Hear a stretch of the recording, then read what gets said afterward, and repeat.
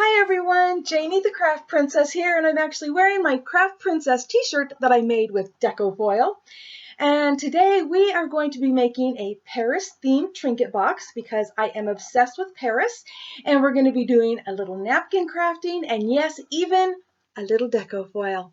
So let's head on over to the craft table and get started. Here are some of the things that I'm going to be using on today's project, and we're going to start off with this little trinket box. It was like $1 from Michael's. I believe that's where I got it. And it's just this cheap, actually bendable wood, like balsa wood. So it's not like wood. And let's see what else. We've got these really pretty rhinestones and gems. I'm actually not sure which ones I'm using yet, but I got these out of this pack of, let me grab it here, 24. So you get 24 sheets of just different colored adhesive back rhinestones. This is just like fabulous. And I got these from BB Craft. So I mean, I have little rhinestones for absolutely everything I could ever need because there's every color you can imagine there. And I'm going to be using these flowers that I got from Craft Warehouse on clearance. And I'm going to use some Martha Stewart pearl paint. It's pink. I'm not sure what color pink it is. Pink taffeta. And I'll be using this white acrylic paint just as a base coat on the box before I add the pink. And this pretty Paris napkin and Eiffel Tower die. I'm going to be using some Mod Podge. And this absolutely beautiful adhesive back velvet sheet. And it's like, I don't know how to explain this to you, but it feels like velvet. It is just absolutely wonderful. This is actually just a partial sheet from one I cut off the other day, but they come in really big sheets that are bigger than a normal piece of paper. They are approximately 8 1/4 inches by 11 3/4 inches. So they're really awesome. I got mine in a 20 pack at BB Craft, but they also sell a 40 pack. I don't know what I'd ever do with 40 because 20 is a lot, but they also come in other colors. So I'm going to have links below in the description box to pretty much most of what I'm going to be using, you know, things that I can get links to. So you'll be able to find them. The first thing I'm going to do is I'm just going to put a white base coat over the box and the lid. So let's get started.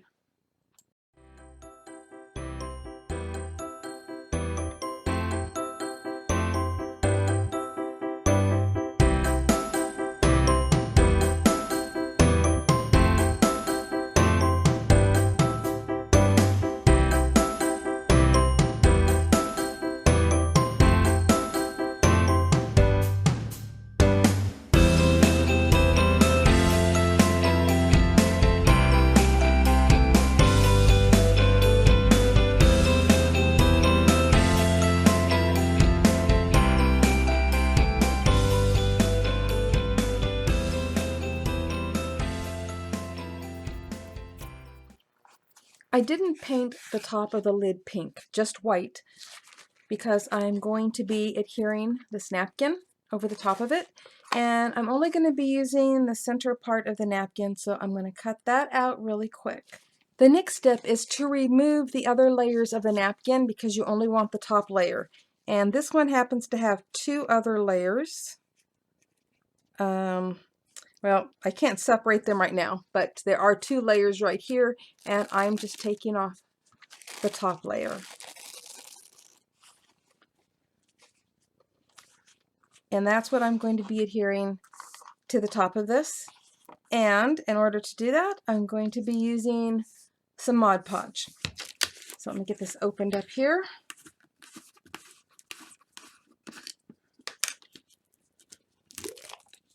And let me grab my brush.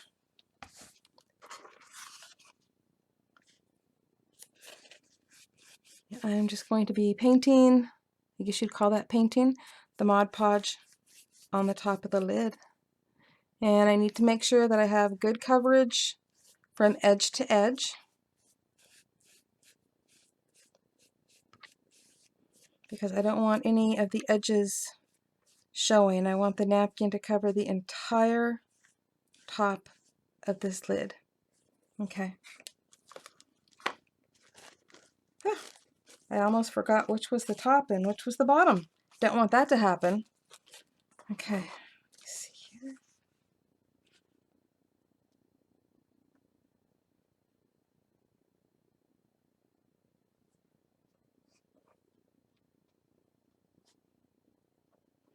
You have to be really gentle with the napkins because once you get down to just that top layer, it's pretty delicate and pretty thin. And then of course, you know, the wetness from the Mod Podge.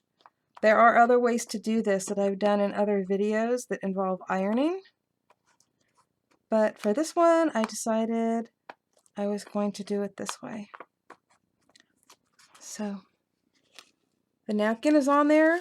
I'm going to wait till the Mod Podge dries, and then I'm going to put another layer on. And so now you're wondering, well, what am I doing with those edges? Once this dries, I will show you what I'm going to do with those edges. Okay, it's dry, and I'm going to turn it over, and I'm going to use my water brush, and I'm just going to go around the edges.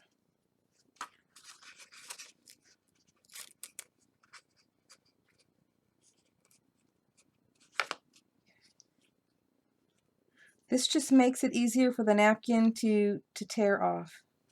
I personally prefer it a little shabby, so the edges still look a little bit rough. And before I put the next coat of Mod Podge on, I'm going to add just a little bit of foil to this. So I'm going to be using Deco foil, and this one is rose gold. And to just give it kind of a, I don't know, shabby look, I'm just going to use a glue stick, and I'm just going to kind of go around the edges. I'm not even, you know, I can't even see where it's landing actually, so just kind of adding a little all the way around the edges.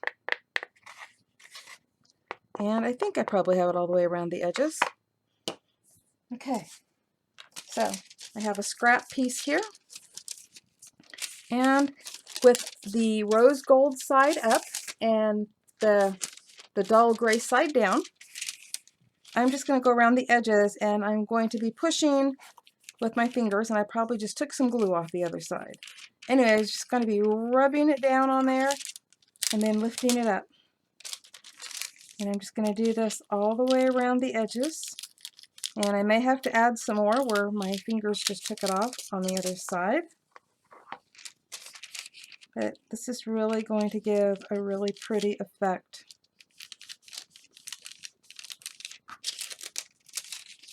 Yep, I just stuck my finger in one on the other side. I really need to pay attention to what I'm doing. But the good thing is you can always come back and add more. So that is most likely what I'm going to be doing, is just adding a little bit more glue to any spots that missed it.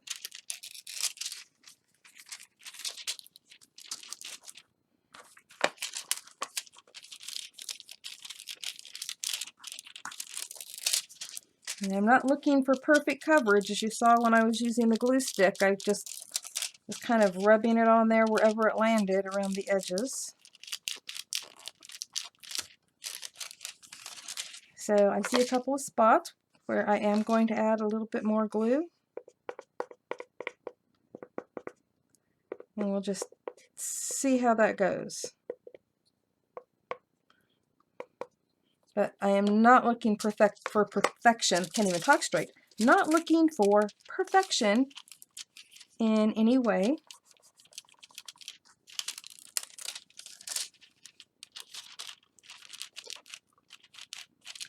I really love Deco foil.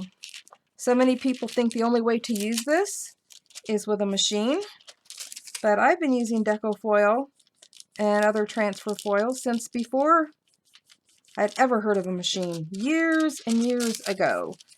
and just using a variety of adhesives.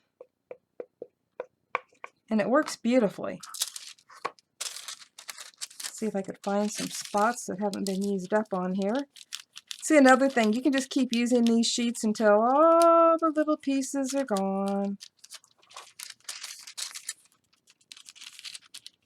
But yeah, I know so many people that are like, oh, I can't afford the machine, or, you know, it's really pretty, but, you know, here I am using it on something that couldn't even go through a machine. I mean, there's no way you're going to put something dimensional like the lid of this box through a machine. Okay, I got what I wanted. Let me pull that up there for you to see.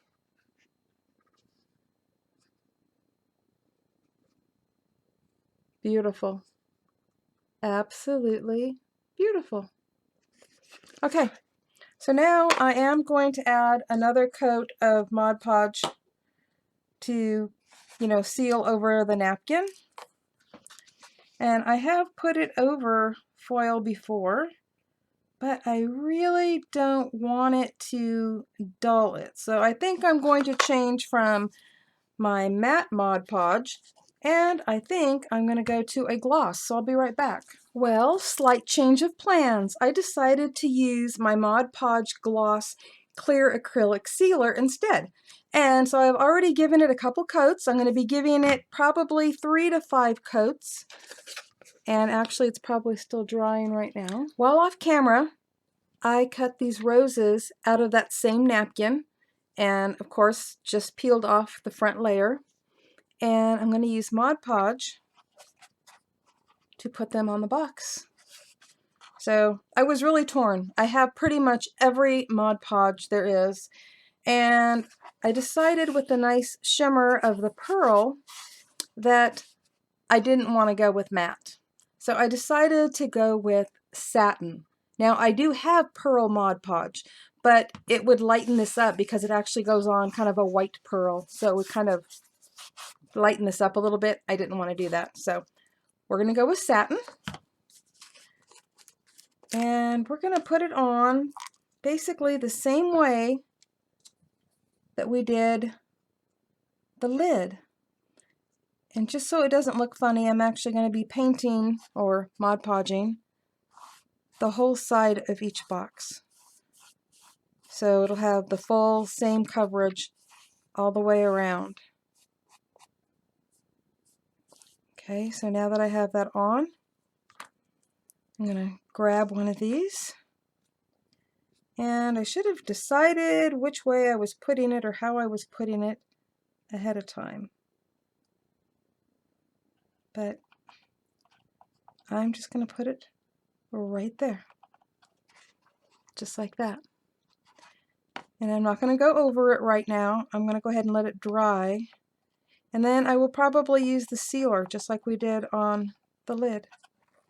So I'm going to do the same process on all 4 sides, and I'll be right back. Okay, well, everything is drying. I thought we would get on to the next step.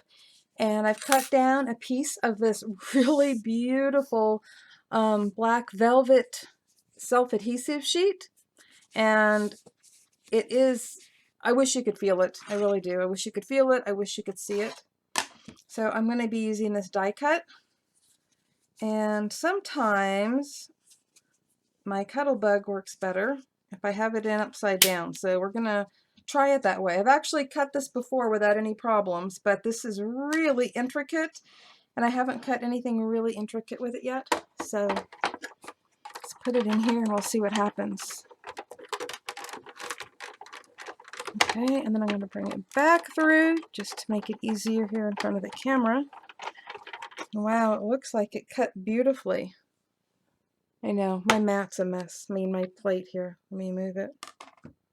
I'm going to just let you see the back side. Look at all the detail. That cut beautifully.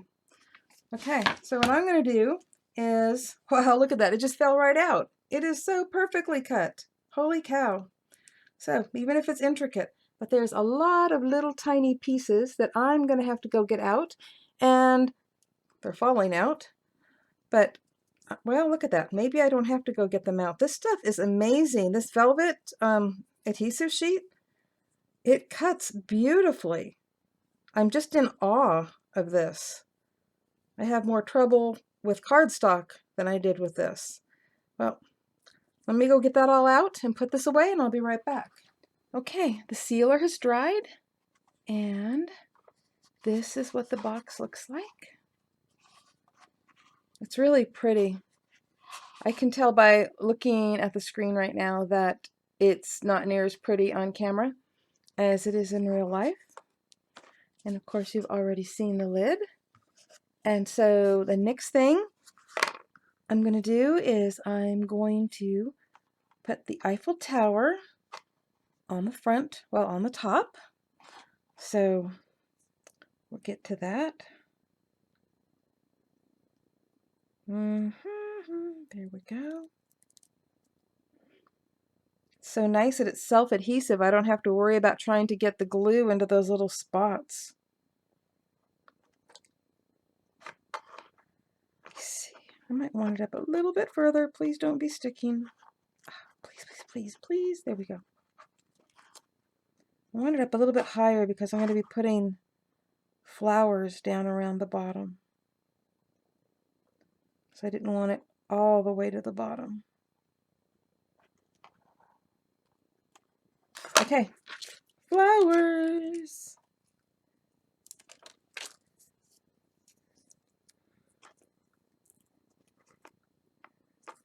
You know, I'm sticking them on here. I haven't even decided how I was going to do it. And then I'm just sticking them. 1 minute I can't figure out what I'm doing and I have to get it perfectly straight, and the next minute I am just sticking flowers on. Go figure. I love these flowers. I wish that there was a craft warehouse near me, but luckily I had somebody to go do the shopping for me, so that worked out really well. In fact, I've asked my daughter to go buy me like $10 worth of these, which, what's that work out to be, like 30 packages? Okay, how does that look? Look good? Yeah, I think it kind of looks good.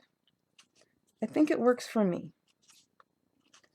Okay, so the next thing I have to do is decide if and where I'm going to be putting some of these beautiful rhinestones. Am I going to be using these, you know, clear ones, or these sparkly iridescent ones, or these white pearly ones? Decisions, decisions. Give me a minute. Okay, well, after much deliberation, I've decided I'm using the clear rhinestones, and I'm going to be putting them around the bottom of the box. So let's peel some off here, and we'll just start adding them. Let's see how it works.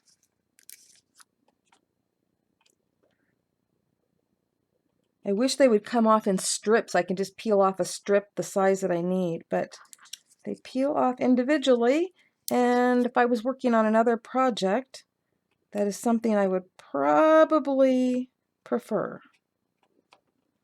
So I'm loving these. And I've already mathematically figured out that it's going to be 4 on one side and 3 on the other. Let's see if I'm correct. I may be totally wrong. It may be 4 on one side and 2 on the other. But we'll see.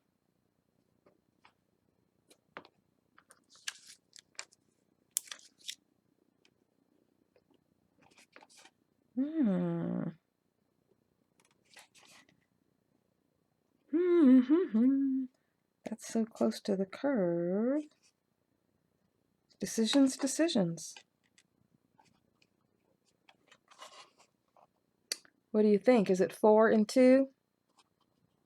It might just be that. 4 and 2. And making sure I have them lined up. Oh, I hate that. I mean, you know, getting things lined up just right. when they're on opposite sides. Okay, I'm going to do the same thing on the other side and on the ends, and then we'll see what it looks like when it's done. And here's the finished box, or at least I'm going to call it finished for now, unless I come up with some other great ideas to add to it. But I think it came out absolutely beautiful. And I will probably think of something to do to the inside, even though the inside looks nice just the way it is. I might add some felt down here at the bottom or some really pretty paper.